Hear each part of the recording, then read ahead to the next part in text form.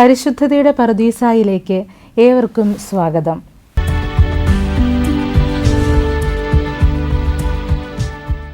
ഇന്ന് നാം അറിയാൻ പോകുന്നത് വിശുദ്ധ ജോൺ ബോസ്കോയെ കുറിച്ചാണ്.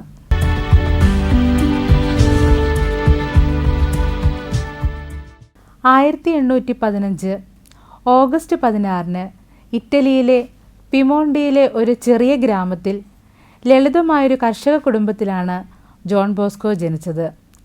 2 വയസ്സുള്ളപ്പോൾ പിതാവ് മരിച്ചതോടെ ദാരിദ്ര്യത്തിൻ്റെ കഠിനമായ വഴികളിലൂടെയാണ് അദ്ദേഹം വളർന്നത്. എന്നാൽ അദ്ദേഹത്തിൻ്റെ അമ്മയായ മാമ മാർഗരറ്റ് കഷ്ടപ്പാടുകൾക്കിടയിലും ദൈവഭയത്തിലും കാരുണ്യത്തിലും അവനെ വളർത്തി. ആ കൊച്ചു ബാലൻ്റെ ജീവിതം മാറ്റിമറിച്ചത് 9-ാം വയസ്സിൽ അവൻ കണ്ട ഒരു വിചിത്രമായ സ്വപ്നമായിരുന്നു. ആ സ്വപ്നത്തിൽ ഒരു കൂട്ടം കുട്ടികൾ തെരുവിലിരുന്ന് ചീത്ത വാക്കുകൾ പറയുന്നതും വഴക്കിടുന്നതും ജോൺ കണ്ടു. അവൻ അവരെ തടയാൻ ദേഷ്യത്തോടെ ഓടിച്ചെന്നപ്പോൾ തേജസ്വിയായ ഒരാൾ പ്രത്യക്ഷപ്പെട്ട് അവനോട് പറഞ്ഞു, അടിയും ഇടിയും കൊണ്ടല്ല, മറിച്ച് സ്നേഹവും കരുണയും കൊണ്ടാണ് നീ ഇവരെ കീഴടക്കേണ്ടത്. ആ മനുഷ്യൻ അവന് വെളിച്ചം നിറഞ്ഞ ഒരു സ്ത്രീയെ കാണിച്ചു കൊടുത്തു. ആ സ്ത്രീ അവനോട് പറഞ്ഞു, വന്യമൃഗങ്ങളെപ്പോലെ പെരുമാറുന്ന ഈ കുട്ടികളെ ആടുകളെപ്പോലെ ശാന്തരാക്കാൻ നീ പഠിപ്പിക്കണം. ആ സ്വപ്നം കേവലം ഒരു ഭാവനയായിരുന്നില്ല, മറിച്ച് ജോൺ ബോസ്കോയുടെ ജീവിതത്തിൻ്റെ രൂപരേഖയായിരുന്നു. താൻ ആർക്കു വേണ്ടിയാണ് ജീവിക്കേണ്ടതെന്ന് ആ 9 വയസ്സുകാരൻ തിരിച്ചറിഞ്ഞു. വഴിതെറ്റിയ യുവതലമുറയെ സന്മാർഗത്തിലേക്ക് നയിക്കുക എന്ന വലിയ ദൗത്യം സ്വർഗം അവനെ ഏൽപ്പിച്ചു. അന്നു മുതൽ അവൻ തൻ്റെ കൂട്ടുകാർക്കിടയിൽ ഒരു ചെറിയ നേതാവായി വളർന്നു. വിനോദങ്ങളിലൂടെയും തമാശകളിലൂടെയും അവൻ ദൈവവചനം അവരിലെത്തിച്ചു. ചെറുപ്പത്തിൽ തന്നെ തമാശകൾ കാണിക്കാനും കയനൃത്തം ചെയ്യാനും ജോൺ പഠിച്ചു. ഗ്രാമത്തിലെ ഉത്സവപ്പറമ്പുകളിൽ അവൻ ഈ പ്രകടനങ്ങൾ കാഴ്ചവെക്കും. പക്ഷേ അതിനൊരു നിബന്ധന ഉണ്ടായിരുന്നു. അവൻ്റെ പ്രകടനം കാണാൻ വരുന്നവർ അവനോടൊപ്പം പ്രാർത്ഥിക്കണം, സഭാപ്രസംഗം കേൾക്കണം. കളിയും ചിരിയും പ്രേക്ഷിത പ്രവർത്തനത്തിൻ്റെ ആയുധങ്ങളാക്കി മാറ്റിയ ജോണിൻ്റെ വളർച്ച അത്ഭുതകരമായിരുന്നു. ആ കൊച്ചുകുട്ടിയുടെ ഉള്ളിൽ യുവജനങ്ങളുടെ മഹാനായ ഒരു ഇടയൻ രൂപപ്പെടുകയായിരുന്നു.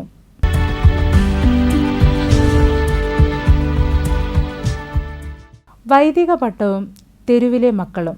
ധാരാളം പ്രതിസന്ധികൾ മറികടന്ന് 1841 ജോൺ ബോസ്കോ പുരോഹിതനായി അഭിഷിക്തനായി. ടൂറിൻ നഗരത്തിലെ തെരുവുകളിൽ അലഞ്ഞുതിരിയുന്ന ആരും നോക്കാനില്ലാത്ത ആയിരക്കണക്കിന് കുട്ടികളെ അദ്ദേഹം കണ്ടു. അവർ ഫാക്ടറികളിൽ പീഡിപ്പിക്കപ്പെടുന്നു, പലരും ജയിലുകളിൽ അടയ്ക്കപ്പെടുന്നു. ഈ കാഴ്ച ജോൺ ബോസ്കോയുടെ ഹൃദയം തകർത്തു. ജയിലിൽ കഴിയുന്ന കുട്ടികളെ സന്ദർശിച്ചപ്പോൾ അവർ ക്രിമിനലുകളല്ലെന്നും മറിച്ച് സ്നേഹവും വഴികാട്ടിയും ഇല്ലാത്തതുകൊണ്ടാണ് അവർ അവിടെ എത്തിയതെന്നും അദ്ദേഹം തിരിച്ചറിഞ്ഞു. അദ്ദേഹത്തിൻ്റെ പ്രേക്ഷിത പ്രവർത്തനം ആരംഭിക്കുന്നത് 1841 ഡിസംബർ 8 ബർത്തലോമിയോ ഗരേലി എന്ന പാവപ്പെട്ട ഒരു ബാലൻ പള്ളിയിൽ നിന്ന് പുറത്താക്കപ്പെടുന്നത് കണ്ട് ജോൺ ബോസ്കോ അവനെ ചേർത്തു പിടിച്ചു. അവനോടൊരു കൂട്ടുകാരനെ പോലെ സംസാരിച്ച അദ്ദേഹം അവനെ പ്രാർത്ഥിക്കാൻ പഠിപ്പിച്ചു. അടുത്ത ആഴ്ച ആ ബാലൻ തൻ്റെ സുഹൃത്തുക്കളുമായി വന്നു. അങ്ങനെ 10 20 ആയി തുടങ്ങിയ കുട്ടികളുടെ എണ്ണം മാസങ്ങൾക്കുള്ളിൽ 100 കണക്കിനായി വളർന്നു. ജോൺ ബോസ്കോ ഈ കുട്ടികൾക്കായി ഓറട്ടറി എന്ന പേരിൽ ഒരു കേന്ദ്രം ആരംഭിച്ചു. അവിടെ അവർക്ക് കളിക്കാനും പഠിക്കാനും പ്രാർത്ഥിക്കാനും അവസരം ലഭിച്ചു. പക്ഷേ ഈ കാലഘട്ടത്തിൽ നഗരവാസികൾക്ക് ഈ ബഹളം വയ്ക്കുന്ന കുട്ടികളെ ഒട്ടും ഇഷ്ടമായിരുന്നില്ല. ഒരു സ്ഥലത്തു നിന്നും മറ്റൊരു സ്ഥലത്തേക്ക് അവർക്ക് മാറേണ്ടി വന്നു. എങ്കിലും തൻ്റെ മക്കളെ കൈവിടാൻ ജോൺ ബോസ്കോ തയ്യാറായില്ല. സ്വർഗം തനിക്ക് നൽകിയ മക്കളെ ആരും ഉപദ്രവിക്കില്ലെന്ന് അദ്ദേഹം ഉറച്ചു വിശ്വസിച്ചു. പലരും അദ്ദേഹത്തെ ഒരു ഭ്രാന്തനായി കണ്ടു. ഇത്രയധികം തെരുവുകുട്ടികളെ കൂടെ കൊണ്ടു നടക്കുന്ന ഒരു വൈദികനെ സഭയിലുള്ളവർ പോലും സംശയത്തോടെ നോക്കി. ഒരിക്കൽ അദ്ദേഹത്തെ ഭ്രാന്താലയത്തിൽ അടയ്ക്കാൻ പോലും ശ്രമം നടന്നു. എന്നാൽ തൻ്റെ സ്വതസിദ്ധമായ ബുദ്ധിശക്തി കൊണ്ടും ദൈവകൃപ കൊണ്ടും അദ്ദേഹം ആ അപകടങ്ങളിൽ നിന്നെല്ലാം രക്ഷപ്പെട്ടു. തൻ്റെ കുട്ടികളുടെ സന്തോഷമായിരുന്നു അദ്ദേഹത്തിൻ്റെ ലോകം. അവർക്കായി അദ്ദേഹം തൻ്റെ ജീവിതത്തിലെ ഓരോ നിമിഷവും ഉഴിഞ്ഞുവച്ചു.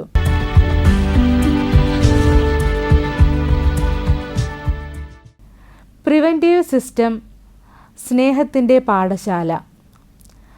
ജോൺ ബോസ്കോ വിദ്യാഭ്യാസ രംഗത്ത് കൊണ്ടുവന്ന ഏറ്റവും വലിയ വിപ്ലവമാണ് പ്രിവെൻറ്റീവ് സിസ്റ്റം. ശിക്ഷയിലൂടെയല്ല, മറിച്ച് സ്നേഹത്തിലൂടെയും കരുതൽ വഴിയും കുട്ടികളെ തെറ്റുകളിൽ നിന്ന് തടയുക എന്നതാണ് ഇതിൻ്റെ തത്വം. കുട്ടികൾ തെറ്റ് ചെയ്തതിന് ശേഷം അവരെ ശിക്ഷിക്കുന്നതിനേക്കാൾ നല്ലത് അവർ തെറ്റ് ചെയ്യാത്ത സാഹചര്യം ഒരുക്കുകയാണെന്ന് അദ്ദേഹം പഠിപ്പിച്ചു. അധ്യാപകൻ ഒരു യജമാനനല്ല, മറിച്ച് ഒരു പിതാവും സ്നേഹിതനുമായിരിക്കണമെന്ന് അദ്ദേഹം നിർബന്ധം പിടിച്ചു.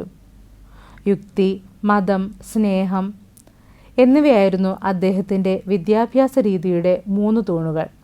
ഓരോ കുട്ടിയോടും അദ്ദേഹം വ്യക്തിപരമായി സംസാരിച്ചു. നീ എനിക്ക് പ്രിയപ്പെട്ടവനാണ് എന്ന് ഓരോ കുട്ടിയെയും തോന്നിപ്പിക്കാൻ അദ്ദേഹത്തിന് കഴിഞ്ഞു. അദ്ദേഹത്തിൻ്റെ അരികിൽ വരുമ്പോൾ ഏറ്റവും മോശം കുട്ടികൾ പോലും നല്ലവരായി മാറി. സ്നേഹിക്കപ്പെടുന്നു എന്ന ബോധ്യമാണ് ഒരു മനുഷ്യനെ മാറ്റുന്നത് എന്ന് അദ്ദേഹം ലോകത്തിന് കാണിച്ചു കൊടുത്തു. ജോൺ ബോസ്കോയുടെ ഓറട്ടറികളിൽ കുട്ടികൾക്ക് തൊഴിൽ പരിശീലനവും നൽകിയിരുന്നു. അവർക്ക് ഷൂ നിർമ്മാണം, തയ്യൽ, അച്ചടി തുടങ്ങിയ ജോലികൾ അദ്ദേഹം പഠിപ്പിച്ചു. അവർ വെറും പ്രാർത്ഥിക്കുന്നവർ മാത്രമല്ല, മറിച്ച് സമൂഹത്തിന് ഉപകാരമുള്ള പൗരന്മാരായി മാറണമെന്ന് അദ്ദേഹം ആഗ്രഹിച്ചു. നല്ല ക്രിസ്ത്യാനികളും സത്യസന്ധരായ പൗരന്മാരും എന്നതായിരുന്നു അദ്ദേഹത്തിൻ്റെ മുദ്രാവാക്യം. മതപരമായ കാര്യങ്ങൾ ലളിതമായി അദ്ദേഹം കുട്ടികൾക്കായി പകർന്നു നൽകി. കുമ്പസാരവും വിശുദ്ധ കുർബാനയും വിശുദ്ധ ജീവിതത്തിൻ്റെ പ്രധാന ഭാഗങ്ങളാണെന്ന് അദ്ദേഹം അവരെ ബോധ്യപ്പെടുത്തി. കളിക്കളങ്ങളിൽ കൂടി കുട്ടികളോടൊപ്പം ഓടിക്കളിച്ചും അവരോടൊപ്പം ഭക്ഷണം കഴിച്ചും അദ്ദേഹം അവരിൽ ഒരാളായി മാറി. ക്രിസ്തുവിൻ്റെ സ്നേഹം എങ്ങനെ പ്രായോഗികമായി ജീവിതത്തിൽ പകർത്താമെന്നതിൻ്റെ ഏറ്റവും വലിയ ഉദാഹരണമായിരുന്നു ജോൺ ബോസ്കോയുടെ ഓരോ പ്രവൃത്തിയും. തൻ്റെ ദൗത്യത്തിൽ ജോൺ ബോസ്കോയ്ക്ക് കരുത്തായി നിന്നത് സ്വന്തം അമ്മയായ മാർഗരറ്റ് ആയിരുന്നു. 70-ാം വയസ്സിൽ തൻ്റെ ഗ്രാമത്തിലെ വീടുപേക്ഷിച്ച് അവർ ടൂറിനിലെത്തി. ആ തെരുവു കുട്ടികൾക്ക് അവർ അമ്മയായി. അവൾ അവർക്കായി ഭക്ഷണം പാകം ചെയ്തു, അവരുടെ വസ്ത്രങ്ങൾ തുന്നിക്കൊടുത്തു. ചരിത്രം അവളെ മാമ മാർഗരറ്റ് എന്ന് വിളിച്ചു. ലോകത്തിലെ ഏറ്റവും വലിയൊരു പ്രസ്ഥാനത്തിൻ്റെ പിന്നിലെ നിശബ്ദ സാന്നിധ്യമായിരുന്നു ആ പുണ്യവതി. വൾഡോക്കോ എന്ന സ്ഥലത്ത് ഒരു ചെറിയ ഷെഡിലാണ് ആദ്യത്തെ സ്ഥിരമായ ഓറട്ടറി ആരംഭിച്ചത്. അവിടെ കുട്ടികൾക്ക് താമസിക്കാൻ സൗകര്യം ഒരുക്കി. അതൊരു മഠമോ സ്കൂളോ ആയിരുന്നില്ല, മറിച്ച് ഒരു വലിയ വീടായിരുന്നു. ആരും സ്നേഹിക്കാനില്ലാത്ത കുട്ടികൾ അവിടെ ഒരു കുടുംബത്തിൻ്റെ ചൂട് അനുഭവിച്ചു. അനേകം വിശുദ്ധരും നല്ല മനുഷ്യരും ആ വീടിൻ്റെ മുറ്റത്ത് നിന്നാണ് വളർന്നു വന്നത്.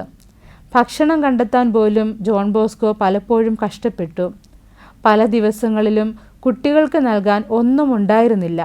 എന്നാൽ അപ്പോഴെല്ലാം അത്ഭുതങ്ങൾ സംഭവിച്ചു. ഒരിക്കൽ കുട്ടികൾക്ക് നൽകാൻ അപ്പം തികയാതെ വന്നപ്പോൾ അദ്ദേഹം അത് വിതരണം ചെയ്തു. അപ്പത്തിൻ്റെ കുട്ട ഒരിക്കലും ശൂന്യമായില്ല. അവിടെയുണ്ടായിരുന്ന 100 കണക്കിന് കുട്ടികൾ വയറു നിറയെ ഭക്ഷണം കഴിച്ചു. ദൈവപരിപാലനയിലുള്ള അദ്ദേഹത്തിൻ്റെ വിശ്വാസം അത്രമാത്രം ആഴമുള്ളതായിരുന്നു. ഈ പ്രവർത്തനങ്ങൾക്കിടയിലും ധാരാളം എതിർപ്പുകൾ അദ്ദേഹത്തെ നേരിട്ടു. രാഷ്ട്രീയക്കാരും ശത്രുക്കളും അദ്ദേഹത്തെ വകവരുത്താൻ ശ്രമിച്ചു.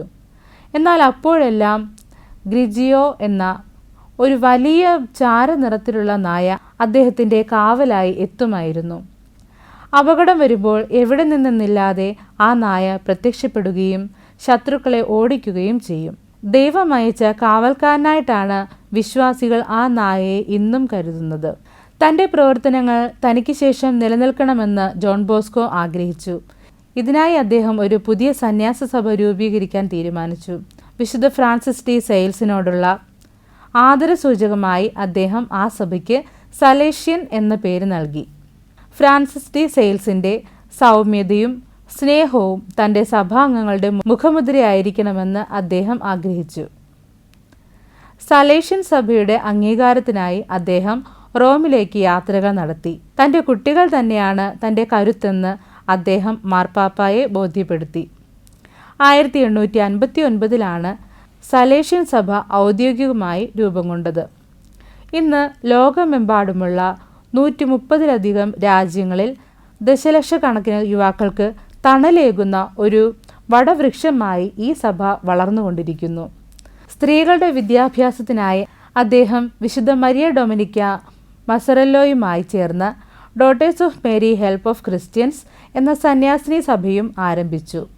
പാവപ്പെട്ട കുട്ടികൾക്കും സ്നേഹവും അറിവും നൽകുക എന്നതായിരുന്നു ഇതിൻ്റെ ലക്ഷ്യം. പുരുഷന്മാർക്കും സ്ത്രീകൾക്കും വേണ്ടി അദ്ദേഹം ഒരുപോലെ പ്രയത്നിച്ചു. സഭയിലെ എല്ലാവരും യുവജനങ്ങളുടെ ഉന്നമനത്തിനായി കൈകോർക്കണമെന്ന് അദ്ദേഹം ആഗ്രഹിച്ചു. ജോൺ ബോസ്കോ ഒരു വലിയ എഴുത്തുകാരൻ കൂടിയായിരുന്നു. ലളിതമായ ഭാഷയിൽ അദ്ദേഹം വിശ്വാസ സത്യങ്ങൾ പുസ്തകങ്ങളിലൂടെ പ്രചരിപ്പിച്ചു. സ്വന്തമായൊരു പ്രസ് സ്ഥാപിക്കുകയും കുട്ടികളെ അച്ചടി ജോലി പഠിപ്പിക്കുകയും ചെയ്തു. മാധ്യമങ്ങൾ സുവിശേഷ പ്രഘോഷണത്തിനായി ഉപയോഗിക്കുന്നതിൽ അദ്ദേഹം ഒരു മുൻഗാമി തന്നെയായിരുന്നു. തൻ്റെ സഭയുടെ വളർച്ചയിലൂടെ ലോകത്തിൻ്റെ എല്ലാ കോണുകളിലും ക്രിസ്തുവിൻ്റെ സ്നേഹം എത്തിക്കാൻ അദ്ദേഹത്തിന് സാധിച്ചു. ജോൺ ബോസ്കോയുടെ ഏറ്റവും പ്രിയപ്പെട്ട ശിഷ്യനായിരുന്നു ഡൊമിനിക് സാവിയോ. നമ്മുടെ പാഠശാലയിലെ വിശുദ്ധി എന്നാണ് ജോൺ ബോസ്കോ അവനെ വിളിച്ചത്. കുഞ്ഞു പ്രായത്തിൽ തന്നെ വിശുദ്ധിയിൽ വളരാൻ ഡൊമിനിക്കിന് കഴിഞ്ഞു. നമുക്ക് ഇവിടെ വിശുദ്ധനാകുന്നത് എങ്ങനെയെന്ന് കാണിച്ചു തരാമെന്ന് ജോൺ ബോസ്കോ അവനോട് പറഞ്ഞു. സന്തോഷമായിരിക്കുക, കടമകൾ വിശ്വസ്തയോടെ ചെയ്യുക എന്നതായിരുന്നു ആ വിശുദ്ധിയുടെ ലളിതമായ വഴി. 14-ാം വയസ്സിൽ ഡൊമിനിക് മരിക്കുമ്പോൾ ജോൺ ബോസ്കോയ്ക്ക് അതൊരു വലിയ സങ്കടമായിരുന്നു. എന്നാൽ തൻ്റെ വിദ്യാഭ്യാസ രീതിയുടെ ഏറ്റവും വലിയ വിജയം ആ ബാലൻ്റെ വിശുദ്ധിയാണെന്ന് അദ്ദേഹം തിരിച്ചറിഞ്ഞു. ഡൊമിനിക്കിൻ്റെ ജീവിതകഥ എഴുതിക്കൊണ്ട് അദ്ദേഹം ലോകത്തിലെ ലക്ഷക്കണക്കിന് കുട്ടികൾക്ക് ഒരു വിശുദ്ധ മാതൃക നൽകി. ഇന്ന് ഡൊമിനിക് സാവിയോ സഭയിലെ ഏറ്റവും പ്രായം കുറഞ്ഞ വിശുദ്ധരിൽ ഒരാളാണ്. കുട്ടികളിൽ ഉറങ്ങിക്കിടക്കുന്ന വിശുദ്ധിയെ ഉണർത്താൻ ജോൺ ബോസ്കോയ്ക്ക് ഒരു പ്രത്യേക കഴിവുണ്ടായിരുന്നു. ഓരോ കുട്ടിയും സ്വർഗത്തിലേക്ക് വിളിക്കപ്പെട്ടവരാണെന്ന് അദ്ദേഹം അവരെ ഓർമ്മിപ്പിച്ചു. തമാശകളും കളികളും വിശുദ്ധിക്ക് തടസ്സമല്ലെന്ന് അദ്ദേഹം തെളിയിച്ചു. അദ്ദേഹത്തിൻ്റെ കീഴിൽ വളർന്ന അനേകം കുട്ടികൾ പിന്നീട് മിഷനറിമാരായും പുരോഹിതന്മാരായും സേവന രംഗത്തേക്ക് കടന്നു വന്നു. യുവജനങ്ങളുടെ ആത്മീയതയെക്കുറിച്ച് അദ്ദേഹം ലോകത്തിന് പുതിയൊരു കാഴ്ചപ്പാട് നൽകി. കഠിനമായ ഉപവാസങ്ങളോ പീഡനങ്ങളോ അല്ല, മറിച്ച് അനുദിന ജോലികൾ സന്തോഷത്തോടെ ദൈവത്തിന് സമർപ്പിക്കുന്നതാണ് വിശുദ്ധിയെന്ന് അദ്ദേഹം പഠിപ്പിച്ചു. സ്നേഹം അനുഭവിക്കുന്ന ഹൃദയങ്ങളിൽ മാത്രമേ വിശുദ്ധി വസിക്കുകയുള്ളൂ എന്ന് അദ്ദേഹം ഉറച്ചു വിശ്വസിച്ചു.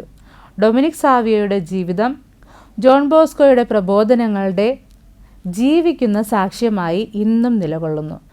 ജോൺ ബോസ്കോയുടെ ജീവിതത്തിലെ ഓരോ വിജയത്തിനും പിന്നിൽ പരിശുദ്ധ മാതാവിൻ്റെ സാന്നിധ്യമുണ്ടായിരുന്നു.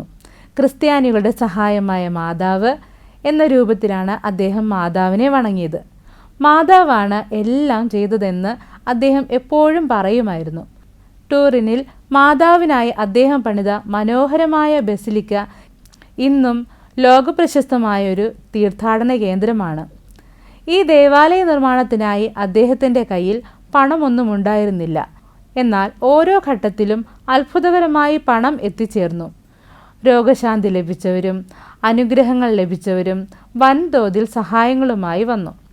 വിശ്വാസമുണ്ടെങ്കിൽ മലകളെപ്പോലും മാറ്റാൻ കഴിയുമെന്ന് അദ്ദേഹം തൻ്റെ ജീവിതത്തിലൂടെ കാണിച്ചു കൊടുത്തു. മാതാവിനോടുള്ള ഭക്തി തൻ്റെ സഭയുടെ ആത്മാവായി അദ്ദേഹം കരുതി. ധാരാളം രോഗികളെ അദ്ദേഹം സൗഖ്യമാക്കി. കുട്ടികളുടെ ഭാവി പ്രവചിക്കാനുള്ള കഴിവ് അദ്ദേഹത്തിനുണ്ടായിരുന്നു. ദർശനങ്ങളിലൂടെയും സ്വപ്നങ്ങളിലൂടെയും വരാനിരിക്കുന്ന കാര്യങ്ങൾ ദൈവം അദ്ദേഹത്തിന് വെളിപ്പെടുത്തി കൊടുത്തു. എന്നാൽ ഈ അത്ഭുതങ്ങളൊന്നും അദ്ദേഹത്തെ അഹങ്കാരിയാക്കിയില്ല. താൻ ദൈവത്തിൻ്റെ കയ്യിലെ ഒരു എളിയ ഉപകരണം മാത്രമാണെന്ന് അദ്ദേഹം എപ്പോഴും വിശ്വസിച്ചു. അദ്ദേഹത്തിൻ്റെ പ്രാർത്ഥനകൾക്ക് സ്വർഗം ഉടനടി ഉത്തരം നൽകിയിരുന്നു.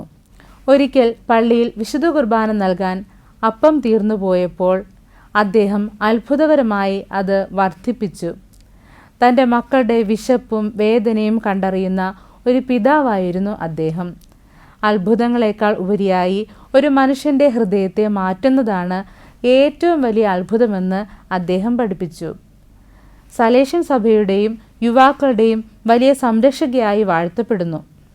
ജോൺ ബോസ്കോയുടെ സ്വപ്നങ്ങൾ ഇറ്റലിയിൽ മാത്രം ഒതുങ്ങി നിന്നില്ല. ദൂരദേശങ്ങളിൽ പോയി സുവിശേഷം അറിയിക്കാൻ അദ്ദേഹം ആഗ്രഹിച്ചു. 1875 അദ്ദേഹം ആദ്യത്തെ മിഷനറിമാരെ അർജന്റീനയിലേക്ക് അയച്ചു. കപ്പൽ കയറി പോകുന്ന ആ മിഷനറിമാരെ നോക്കി അദ്ദേഹം കരഞ്ഞുകൊണ്ട് അനുഗ്രഹിച്ചു. അവിടെ തദ്ദേശവാസികൾക്കിടയിൽ പ്രവർത്തിക്കുവാനും അവരെ ക്രിസ്തുവിലേക്ക് നയിക്കാനും അദ്ദേഹം തൻ്റെ മക്കളെ ചുമതലപ്പെടുത്തി. പലർക്കും ഈ നീക്കം അസാധ്യമായി തോന്നി. എന്നാൽ ജോൺ ബോസ്കോയുടെ ദീർഘവീക്ഷണം ശരിയായിരുന്നു. ചുരുങ്ങിയ കാലത്തിനുള്ളിൽ സലേഷ്യൻ സഭ ദക്ഷിണ അമേരിക്കയിൽ വലിയ സ്വാധീനം ചെലുത്തി. വിദ്യാഭ്യാസ സ്ഥാപനങ്ങളും കൃഷി ഫാമുകളും അവിടെ ഉയർന്നു വന്നു. സഭയുടെ ആഗോള വളർച്ചയുടെ തുടക്കമായിരുന്നു അത്. തൻ്റെ മക്കൾ ലോകത്തിൻ്റെ അതിരുകൾ വരെ സുവിശേഷം എത്തിക്കുമെന്ന് അദ്ദേഹം പ്രവചിച്ചു. മിഷനറിമാർക്ക് അദ്ദേഹം 10 കൽപ്പനകൾ നൽകി. അതിൽ ഏറ്റവും പ്രധാനം യുവജനങ്ങളുടെ ആത്മാക്കളെ നേടുക എന്നതായിരുന്നു. ഭാഷയോ വംശമോ നോക്കാതെ എല്ലാവരെയും സ്നേഹിക്കാൻ അദ്ദേഹം അവരെ പഠിപ്പിച്ചു.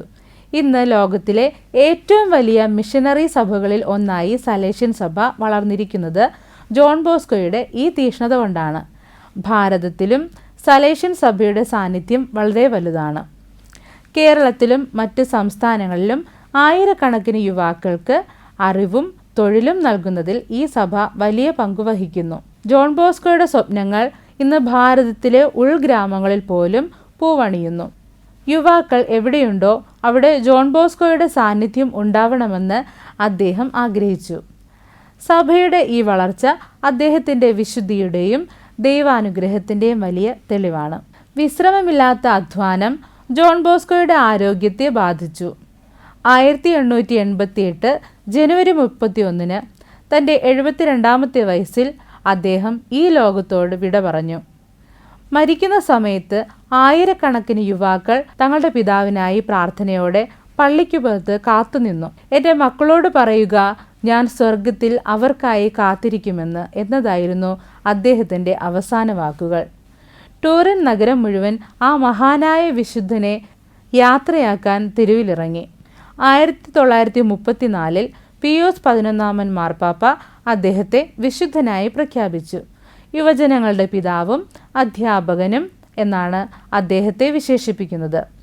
അദ്ദേഹത്തിൻ്റെ ജീവിതം കേവലം ഒരു ചരിത്രമല്ല, മറിച്ച് ഓരോ അധ്യാപകനും മാതാപിതാക്കൾക്കും യുവജനങ്ങൾക്കും വലിയൊരു പാഠപുസ്തകമാണ്. തൻ്റെ ജീവിതകാലത്ത് ലക്ഷക്കണക്കിന് കുട്ടികളെ അദ്ദേഹം സ്വാധീനിച്ചു.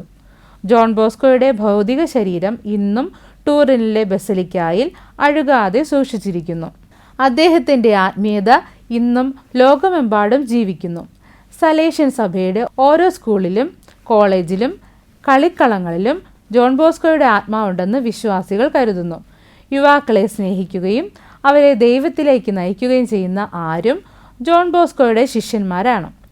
വിശുദ്ധ ജോൺ ബോസ്കോയുടെ തിരുനാൾ ലോകമെമ്പാടുമുള്ള യുവാക്കളുടെ വലിയൊരു ആഘോഷമാണ്. സംഗീതവും നൃത്തവും പ്രാർത്ഥനയും ചേർന്ന ആ ആഘോഷം അദ്ദേഹത്തിൻ്റെ ജീവിതം പോലെ തന്നെ ചടുലമാണ്. അദ്ദേഹം ലോകത്തിന് നൽകിയ ഏറ്റവും വലിയ സന്ദേശം ഇതാണ്: യുവാക്കളെ, നിങ്ങൾ സ്നേഹിക്കപ്പെടുക മാത്രം ചെയ്താൽ പോരാ, മറിച്ച് നിങ്ങൾ സ്നേഹിക്കപ്പെടുന്നുണ്ടെന്ന് നിങ്ങൾ തിരിച്ചറിയുകയും വേണം.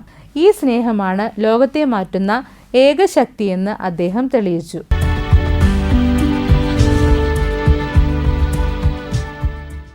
വിശുദ്ധ ജോൺ ബോസ്കോയുടെ ആത്മീയ പാഠങ്ങളും സന്ദേശങ്ങളിലേക്കും നമുക്ക് പ്രവേശിക്കാം.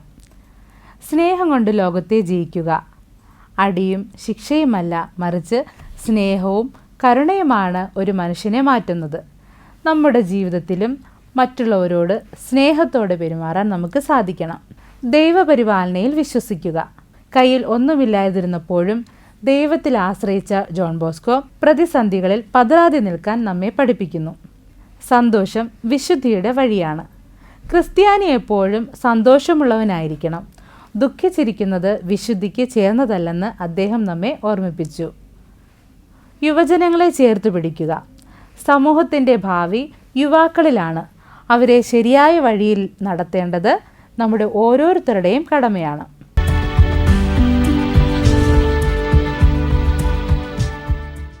പ്രാർത്ഥനയും പ്രവൃത്തിയും. പ്രാർത്ഥനയോടൊപ്പം തന്നെ അധ്വാനവും വേണം. പ്രായോഗികമായ സഹായങ്ങൾ നൽകുന്നതിലൂടെ വേണം സുവിശേഷം അറിയിക്കാൻ.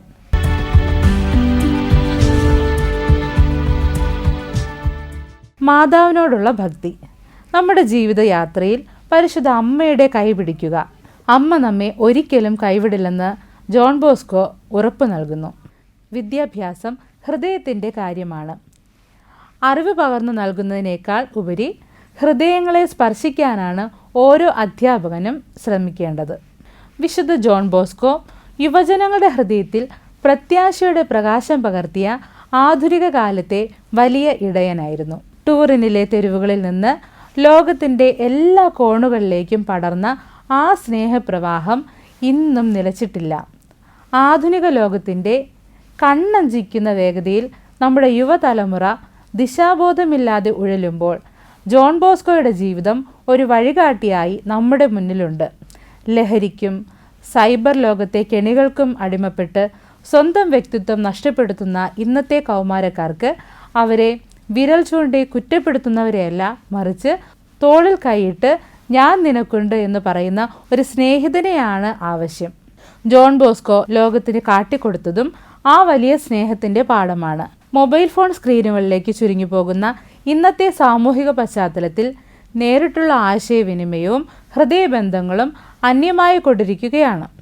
ഡിപ്രഷനും ഏകാന്തതയും യുവജനങ്ങളെ വേട്ടയാടുമ്പോൾ അവരുടെ വാക്കുകൾക്ക് ചെവി കൊടുക്കാനും അവരുടെ കൊച്ചു കൊച്ചു സന്തോഷങ്ങളിൽ പങ്കുചേരാനും മുതിർന്നവർക്ക് കഴിയണം. യുവാക്കൾ സ്നേഹിക്കപ്പെടുക മാത്രം ചെയ്താൽ പോരാ, അവർ സ്നേഹിക്കപ്പെടുന്നുണ്ടെന്ന് അവർക്ക് ബോധ്യപ്പെടണം എന്ന വിശുദ്ധൻ്റെ വരികൾക്ക് ഇന്നത്തെ കാലത്ത് വലിയ പ്രസക്തിയുണ്ട്. വിദ്യാലയങ്ങൾ കേവലം റാങ്ക് നിർമ്മാണശാലകളായി മാറുമ്പോൾ അവിടെ സ്നേഹത്തിൻ്റെയും ധാർമ്മികതയുടെയും പ്രിവൻറ്റീവ് സിസ്റ്റം നടപ്പിലാക്കാൻ നമുക്ക് സാധിക്കണം. നമ്മുടെ വീടുകളും വിദ്യാലയങ്ങളും ജോൺ ബോസ്കോ ആഗ്രഹിച്ചതുപോലെ സ്നേഹത്തിൻ്റെ പാഠശാലകളായി മാറട്ടെ. വെറുപ്പിൻ്റെയും വിവേചനത്തിൻ്റെയും മതിലുകൾ ഉയരുന്ന ഈ കാലഘട്ടത്തിൽ ജാതിമത ഭേദമന്യേ എല്ലാവരെയും സഹോദരങ്ങളായി കാണാൻ അദ്ദേഹം നമ്മെ ഓർമ്മിപ്പിക്കുന്നു. വഴിതെറ്റിപ്പോകുന്ന ഓരോ കുഞ്ഞിലും ഒരു വിശുദ്ധനെ കാണാൻ കഴിഞ്ഞ ആ വലിയ ദീർഘവീക്ഷണം നമുക്കും ഒരു പാഠമാകട്ടെ. പാവപ്പെട്ടവരുടെ കണ്ണീരൊപ്പാൻ ജീവിതം സമർച്ച പുണ്യാത്മാക്കളുടെ പാത പിന്തുടർന്ന് നാളെയുടെ വാഗ്ദാനങ്ങളായ യുവതലമുറയെ മൂല്യബോധമുള്ളവരായി വളർത്താൻ നമുക്ക് കൈകോർക്കാം. പരിശുദ്ധതയുടെ പറുദീസയുടെ ഇന്നത്തെ എപ്പിസോഡ് ഇവിടെ പൂർണ്ണമാകുന്നു.